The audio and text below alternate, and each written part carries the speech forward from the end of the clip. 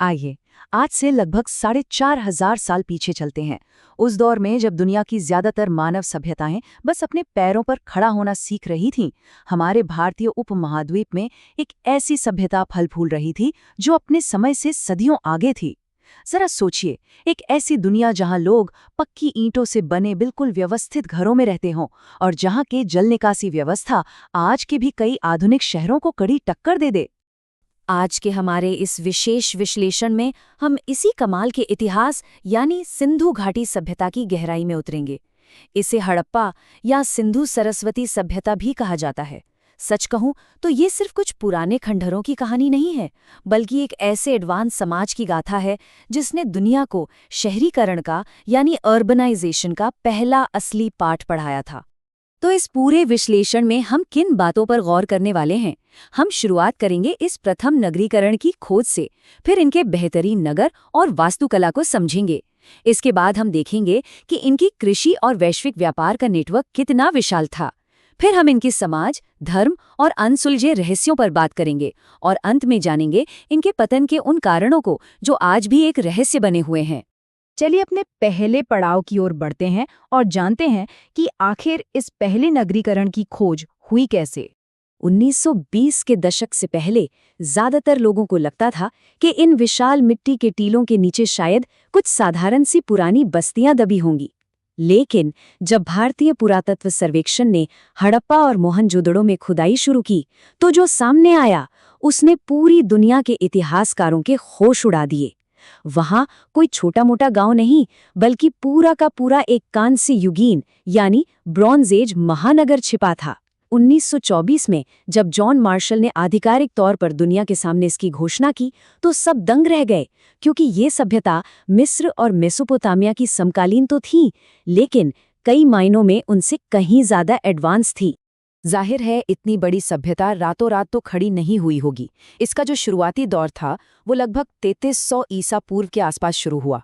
लेकिन जो दौर सबसे ज्यादा हैरान करता है वो है इसका परिपक्व या मैच्योर फेज, जो 2600 ईसा पूर्व से शुरू हुआ। यही वो समय था जब हड़प्पा, मोहनजोदड़ो और हरियाणा का राखीगढ़ी जैसे विशाल नगरीय केंद्र उभरकर सामने आए। राखीगढ़ी की ही बात करें तो ये करीब 350 हेक्टेयर में फैला एक बेहद विशाल नगर था। अंदाजा है कि वहां लगभग 1 लाख के करीब लोग रहा करते थे। और यहाँ एक ऐसा फैक्ट है जो सच में दिमाग चकरा देता है। अब तक 1000 से भी ज्यादा बस्तियों की खोज हो चुकी है, लेकिन क्या आप जानते हैं कि इनमें से सिर्फ 10% की ही खुदाई हो पाई है। मतलब आज हमें सभ्यता के बारे में जो कुछ भी इतना शानदार जानते हैं वो तो बस एक छोटा सा ट्रेलर है। पूरी की पूरी पिक्चर तो अभी भी जमीन के नीचे दबी पड़ी है।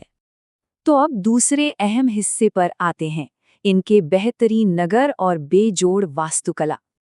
अगर इनके अर्बन प्लानिंग को देखें तो वो एकदम टॉप क्लास था। ज्यादातर शहर स्पष्ट रूप से 2 हिस्सों में बटे हुए थे। पहला था दुर्ग या सिटाडेल, जो थोड़ी ऊंचाई पर मिट्टी के बड़े चबूतरों पर बनाया जाता था। यहाँ स्नानागार और अन्नागार जैसी बड़ी बड़ी पब्लिक बिल्डिंग्स हुआ करती थीं, जो दिखाती हैं कि इनका प्लानिंग सिस्टम कितना सेंट्रलाइज्ड था। और दूसरा था निचला शहर, जहाँ आम जनता रहती थी। ये इलाका काफी सघन था, लेकिन कमाल की बात यह है कि यहाँ भी घर पूरी तरह से सोच समझकर एक ग्रिड सिस्टम के आधार पर बनाए गए थे।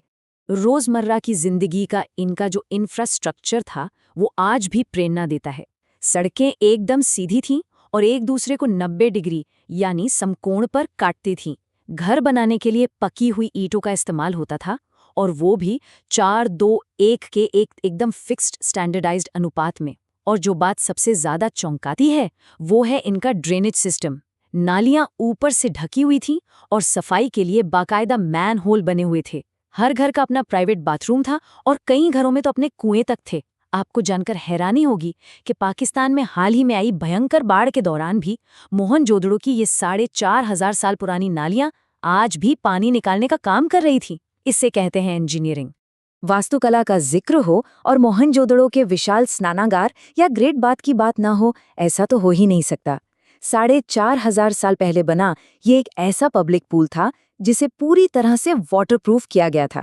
इसमें उतरने के लिए सीढ़ियां थीं और चारों तरफ कपड़े बदलने के लिए कमरे भी बने हुए थे। माना जाता है कि इसका इस्तेमाल किसी खास धार्मिक या अनुष्ठानिक स्नान के लिए होता होगा, क्योंकि हमारे उपमहाद्वीप में पानी से शुद्धिकरण की मान्यता आज भी बहुत गहराई से जुड़ी हुई है। अब चलते हैं तीसरे हिस्से की तरफ, जो इस सभ्यता को चलाने वाला असली इंजन था, यानी इनकी कृषि और ग्लोबल ट्रेड। व्यापार को लेकर इनका मानकीकरण यानी स्टैंडर्डाइजेशन इतना गजब का था कि आज के मॉडर्न सिस्टम्स भी हैरान रह जाएं। इनके जो बाट और माप थे वे चर्ट पत्थर के बने होते थे और बिल्कुल घनाकार होते थे।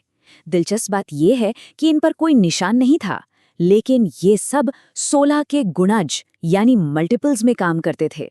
सबसे चौंकाने वाली बात क्या है, चाहे आप हड़प्पा में खुदाई करें या वहां से सैकड़ों किलोमीटर दूर लोथल में, हर जगह बिल्कुल एक जैसे बाट मिले हैं। इतनी भयानक एकरूपता।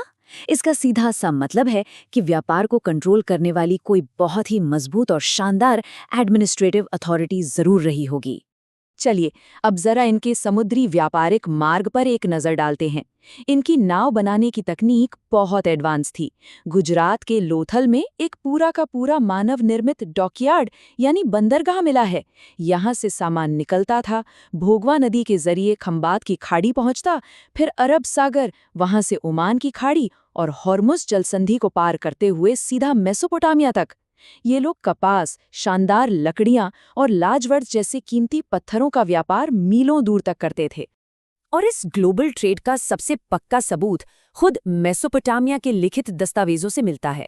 2350 ईसा पूर्व के उनके रिकॉर्ड्स में साफ तौर पर मिलूहा नाम की जगह के साथ व्यापार का जिक्र है, और सारे इतिहासकार इस बात से सहमत हैं कि मेसोपोटामिया के लोग सिंधु घाटी सभ्यता को ही मिलूहा कहा करते थे। सोचिए, आज से 4000 साल पहले भी हमारी दुनिया आर्थिक रूप से कितनी गहराई से जुड़ी हुई थी। अब आते हैं अपने चौथे और बेहद दिलचस्प हिस्से पर, इनका समाज, धर्म और वो रहस्य जो आज भी अनसुलझे हैं। खुदाई में जो चीजें मिली हैं उनसे एक बहुत ही चौंकाने वाली बात सामने आती है। यहाँ कोई बड़ी तलवारें, ढाल या भारी हथियार नहीं मिले। इसका मतलब है कि ये एक असाधारण रूप से शांतिपूर्ण समाज था। कोई बड़ा युद्ध नहीं। अगर इनके धर्म की बात करें तो इसके लिए हमें इनकी मोहरों और मूर्तियों को देखना पड़ता है। एक बहुत ही मशहूर पुरोहित राजा यानी प्रीस्ट किंग की मूर्ति मिली है, जिसने एक खास तिब्तिया डिजाइन वाला शॉल ओढ़ा हुआ है। इसके अलावा एक पशुपति मोहर भी मिली है, जिसमें एक देवता योगी की मुद्रा में बैठे हैं और उनके चारों तरफ बाघ, हाथी, गेंडा, भैंसा और हिरण हैं। इतिहासकार इन्हें भगवान शिव का आदि रूप मानते हैं। साथ ही उर्वरता का प्रतीक मानी जाने वाली मातृ देवी की कई टेराकोटा मूर्तियां भी यहाँ बहुतायत में मिली हैं। लेकिन इन सब के बीच एक ऐसा रहस्य है जो दुनिया भर के जानकारों को आज तक परेशान किए हुए है, और वो है इनकी लिपि। इनकी अपनी एक खास भाव चित्रात्मक लिपि थी। लिखने के इस खास तरीके को बोस्ट्रोफिडॉन कहा जाता है। इसमें होता ये है कि पहली लाइन बाएं से दाएं लिखी जाती है और दूसरी लाइन एकदम उलट, दाएं से बाएं। पूरी दुनिया के इतने सारे प्रयासों के बावजूद बड़े अफसोस की बात है कि इसे आज तक पढ़ा नहीं जा सका है। बस इतना समझ लीजिए, जिस दिन भी ये लिपि पढ़ ली गई, इस महान सभ्यता के न जाने कितने ही और राज दुनिया के सामने खुल जाएंगे। और अब हम इस विश्लेषण के 5वें और आखिरी हिस्से पर पहुंच गए हैं, इस महान सभ्यता के पतन के अनसुलझे कारण।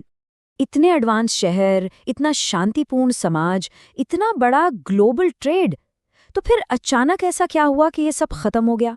आखिर वे लोग कहाँ चले गए? लगभग 1800 ईसा पूर्व के आसपास अचानक से ये लोग अपने इतने शानदार और सुनियोजित शहरों को छोड़कर जाने लगे। पक्की ईंटों के घर, बेहतरीन नालियां, सब कुछ पीछे छोड़ दिया। क्यों? विज्ञान और आधुनिक पुरातत्व की माने तो इसके कुछ बहुत ही ठोस जवाब मिलते हैं। और हाँ, यहाँ एक बात एकदम साफ कर देना जरूरी है। पुराना जो आर्य आक्रमण का सिद्धांत था, उसे आज के मॉडर्न आर्कियोलॉजिस्ट पूरी तरह से खारिज कर चुके हैं, क्योंकि वहाँ किसी बड़े युद्ध या मारकाट का कोई भी सबूत नहीं मिला है। तो फिर कारण क्या था? कारण प्राकृतिक थे। टेक्टोनिक प्लेटों में बड़े बदलाव हुए, जिससे लोथल जैसे महत्वपूर्ण बंदरगाहों का समुद्र से ही संपर्क टूट गया। जलवायु परिवर्तन की वजह से बारिश कम हो गई, जिससे सबसे अहम घग्गर हाकरा, जिसे सरस्वती नदी भी कहते हैं, वो सूखने लगी। और जहां नदियां बाकी थीं, वहां भयंकर बाढ़ें आने लगीं। सबूत बताते हैं कि मोहनजोदड़ो कम से कम 7 बार भयंकर बाढ़ में डूबा था। अब बिना अच्छी खेती और व्यापार के इतने विशाल शहरों को जिंदा रखना नामुमकिन हो गया था। लेकिन यहाँ एक बहुत अहम बात है। ये लोग अचानक हवा में गायब नहीं हो गए थे। जब उनके ये बड़े शहरी ढांचे ढहने लगे तो एक रिवर्स माइग्रेशन हुआ, यानी लोग इन मरते हुए शहरों को छोड़कर वापस पुरानी, सरल और ग्रामीण ताम्रपाषाणिक संस्कृतियों की तरफ लौट गए। अर्बनाइजेशन का वो पहला सुनहरा अध्याय जरूर खत्म हो गया, लेकिन उनकी संस्कृति, उनके रहन सहन के कई तरीके आने वाली पीढ़ियों में हमेशा के लिए घुल मिल गए। और ये पूरी कहानी हमें अंत में एक बहुत ही गहरे सवाल के साथ छोड़ जाती है। जैसा कि हमने पहले देखा था, सिंधु घाटी सभ्यता के 90% स्थल तो आज भी जमीन के नीचे पूरी तरह से अनछुए पड़े हैं। सोचिए, उन विशाल मिट्टी के टीलों के नीचे अभी न जाने कितने और गहरे रहस्य, कितनी और एडवांस टेक्निक्स और कितनी शानदार कहानियां दबी पड़ी हैं जो बस बाहर आने का इंतजार कर रही हैं। कौन जानता है, शायद इस सभ्यता की सबसे बड़ी और चौंकाने वाली खोज होनी अभी बाकी हो। हमारे इतिहास का ये पन्ना अभी पूरा नहीं पढ़ा गया है। इसी विचार के साथ हमारा आज का ये विश्लेषण यहीं समाप्त होता है।